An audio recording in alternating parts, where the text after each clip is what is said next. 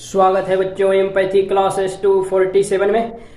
बच्चों जैसा कि आप ब्लैक बोर्ड पर देख रहे हैं, मैं लिखा हूं रेखीय आवर्धन, लीनियर मैग्निफिकेशन ऑफ इमेज। प्रतिबिंब के लिए रेखीय आवर्धन। रेखीय आवर्धन क्या होता है? तो सबसे पहले इसकी परिभाषा सुनिए।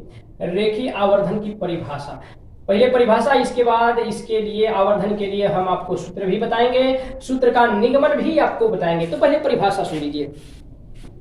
तो किसी भी दर्पण द्वारा, चाहे आपका अवतल दर्पण हो चाहे उत्तल दर्पण हो, तो दर्पण द्वारा किसी वस्तु का प्रतिबिंब, ठीक है, किसी वस्तु का बना प्रतिबिंब, प्रतिबिंब की लंबाई और वस्तु की लंबाई का जो अनुपात होता है उसे कहा जाता है रेखीय आवर्धन, लीनियर मैग्निफिकेशन ऑफ इमेज कहते हैं, प्रतिबिंब का रेखीय आवर्धन।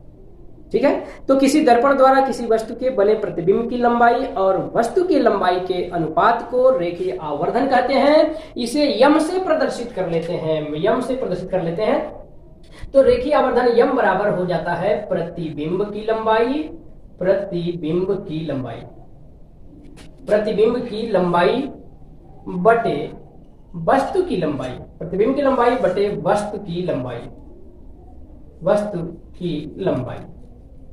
अगर प्रतिबिंब की लंबाई को हम आई ले लें, आई ले लिया जाए, प्रतिबिंब की लंबाई को आई ले लें और वस्तु की लंबाई को ओ ले लें, तो रेखीय आवर्धन यम बराबर हो जाता है आई बटा ओ। तो ये रही रेखीय आवर्धन की परिभाषा। प्रतिबिंब की लंबाई और वस्तु की लंबाई के अनुपात को रेखीय आवर्धन कहते हैं, इसे यम से प्रदर्शित करते हैं। ठीक है, अच्छा, तो अब जरा आइए रेखीय आवर्धन के लिए सूत्र, रेखीय आवर्धन के लिए सूत्र। अब एक तो ये हो गया कि यम बराबर आई बटा में ओ, और ये भी होता है m बराबर v बटा में u, अर्थात रेखीय आवर्धन यम बराबर प्रतिबिंब की स्थिति बटे वस्तु की स्थिति।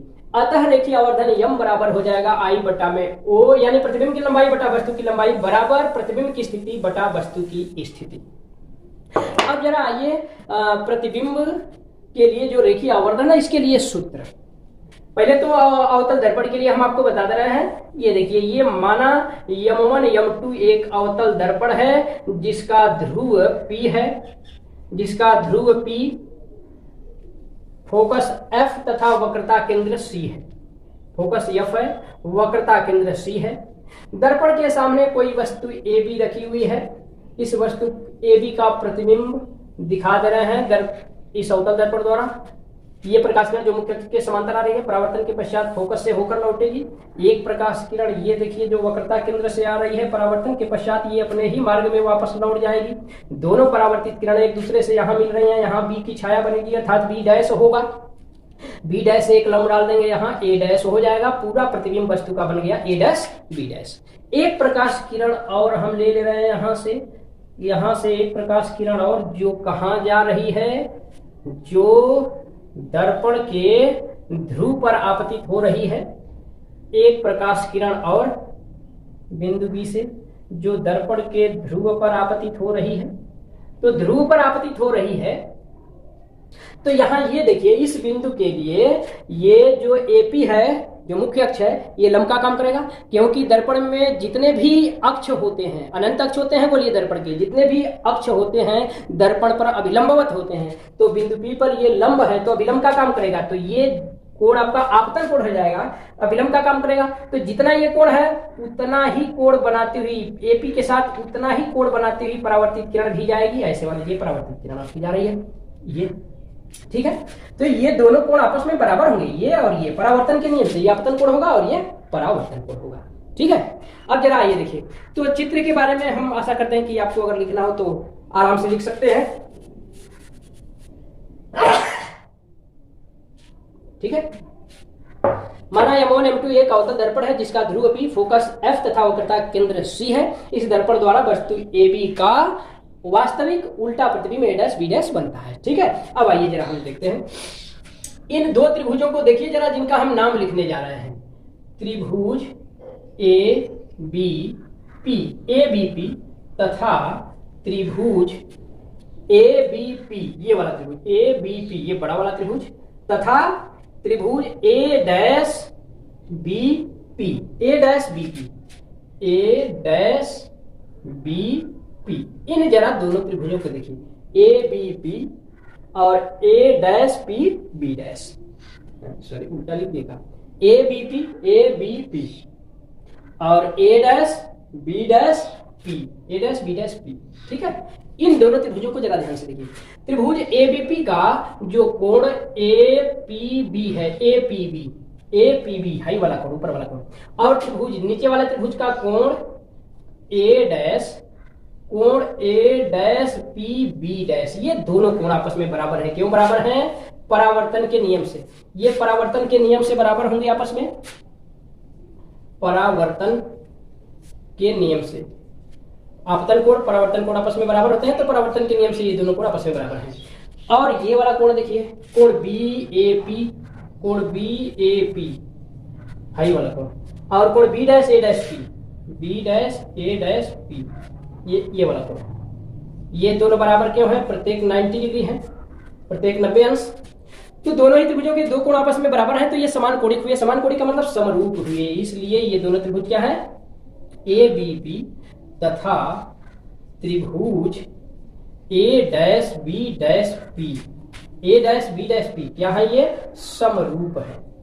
समरूप है तो इनकी संगत भुजाओं का अनुपात बराबर होगा। संगत भुजाओं का अनुपात बराबर होगा, अतः हमें मिल जाएगा ए बी बटा A dash B dash, A B बटा ए डैश बी डैश, बड़े वाले त्रिभुज की भुजा ए बी, छोटे वाले की ए डैश बी डैश, बराबर बड़े वाले त्रिभुज की भुजा पी ए, बड़े वाले त्रिभुज की भुजा पी ए बटा छोटे वाले त्रिभुज की भुजा पी ए डैश। ये दोनों आपस में, ये दोनों अनुपात आपस में बराबर होंगे। इसे हम ऐसे भी लिख सकते हैं, या ए डैश बी डैश बटा में ए बी बराबर पी ए डैश बटा में पी ए।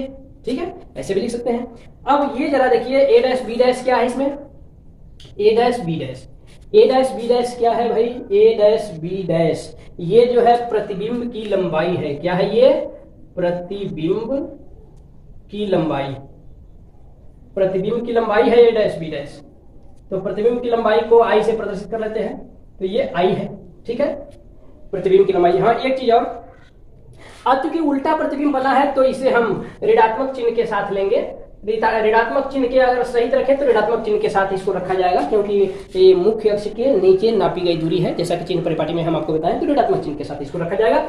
ए बी क्या है? ए बी वस्तु की लंबाई है, वस्तु की लंबाई, ए बी वस्तु की लंबाई है, जिसको ओ से प्रदर्शित कर लेते हैं, ओ।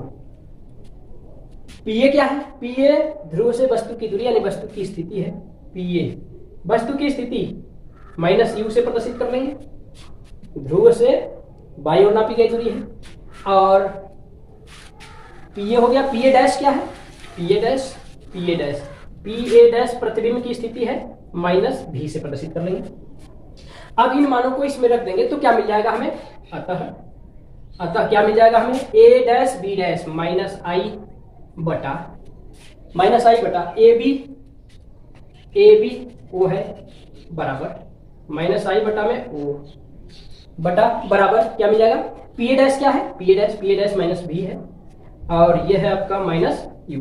माइनस से माइनस ये कैंसिल हो जाएगा, या माइनस आई बटा में ओ बराबर मिल गया भी बटा में यू, या इसी को ऐसे भी लिख सकते हैं, आई बटा में ओ बराबर माइनस भी बटा में यू। अब आई बटा में ओ क्या होता है? आई प्रतिबिंब की लंबाई है, ओ वस्तु की लंबाई है, तो प्रतिबिंब की लंबाई और वस्तु की लंबाई के अनुपात को ही तो कहा जाता है रेखीय आवर्धन यम, इसलिए ये यम है। तो यम बराबर इसलिए क्या मिल गया हमें? इसलिए रेखीय आवर्धन यम बराबर मिल गया हमें आई बटा में ओ बराबर माइनस भी बटा में यू।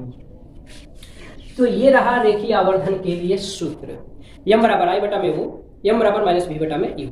तो इस सूत्र का प्रयोग हम दोनों ही दर्पणों के लिए करते हैं, चाहे अवतल दर्पण हो या उत्तल दर्पण हो। तो हम आशा करते हैं कि रेखीय आवर्धन के लिए इस सूत्र का जो निगमन हमने आपको बताया ये आपके समझ में अवश्य आया होगा। यदि आया होगा, समझ में आया हो, तो वीडियो को लाइक शेयर करना ना भूलिएगा। आज की क्लास बस बच्चों यहीं तक, अगली क्लास में फिर हम लोग मिलेंगे अब कुछ आंकिक प्रश्नों के साथ। अब कुछ आंकिक प्रश्नों के साथ हमारी आपकी मुलाकात होगी, क्योंकि अब इस चैप्टर में अब ज्यादा कुछ नहीं दिया हुआ है, दर्पणों की पहचान दी गई है। तो हम आशा करते हैं कि दर्पणों की पहचान तो आप अवश्य कर सकते हैं, अपने से कर सकते हैं। उसमें कोई दिक्कत नहीं है, उसको आप अपने से भी पढ़ के समझ सकते हैं। दो प्रकार से दर्पण की पहचान करते हैं, एक प्रतिबिंब देख करके और एक स्पर्श करके, ठीक है ना। तो हम आशा करते हैं कि वो तो आप आराम से पढ़ लेंगे। अगर स्पर्श करके पहचान करना होता है तो छू करके अगर देखते हैं तो जो प्लेन रहता है वो समतल दर्पण होता है, और जिसका परावर्तक पृष्ठ को स्पर्श करते हैं। जिसका परावर्तक पृष्ठ दबा हुआ हो वो अवतल दर्पण होता है आपका, जिसका परावर्तक पृष्ठ उभरा हुआ हो वो आपका उत्तल दर्पण होता है। इसी तरह प्रतिबिंब देख करके भी पहचान कर लेते हैं। तो हम आशा करते हैं कि पहचान आप स्वयं कर सकते हैं। अगली वीडियो में हमारी आपकी फिर मुलाकात होगी कुछ आंकिक प्रश्नों के साथ। तब तक के लिए thank you very much for watching this video. बहुत बहुत धन्यवाद।